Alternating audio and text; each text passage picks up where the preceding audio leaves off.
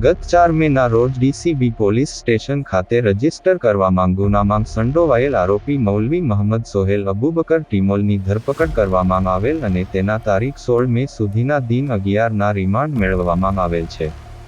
આ વચ્ચે સુરત ક્રાઇમ બ્રાન્ચે આ ગુનાની વધુ તપાસ દરમિયાન આ ગુનામાં સંડોવાયેલા અન્ય આરોપી નેપાળના મોબાઈલ નંબર નામધારક શહેનાઝ કે જેનું સાચું નામ મોહમ્મદ અલી મોહમ્મદ સાબિર હોય અને તે મુઝફ્ફરપુર, બિહારનો રહેવાસી હોય જેને સુરત શહેર ક્રાઇમ બ્રાન્ચની ટીમ દ્વારા નેપાળ બોર્ડર નજીક બિહાર રાજ્યના મુઝફ્ફરપુર ખાતેથી પકડી પાડવામાં આવેલ છે. તથા આ આરોપીને મુઝફ્ફરપુર કોર્ટમાં રજૂ કરી 3 દિવસના ટ્રાન્ઝિટ રિમાન્ડ મેળવી ક્રાઇમ બ્રાન્ચની ટીમ આ આરોપીને લઈને સુરત આવવા રવાના થયેલ છે. આ વચ્ચે મૌલવીના જૂના વિડીયો પણ સામે આવ્યા છે જેમાં તે ધર્મ જૂનુની ભાષામાં ક્રૂરતા વાપરવા કહેતો હોય એવું સામે આવ્યું છે.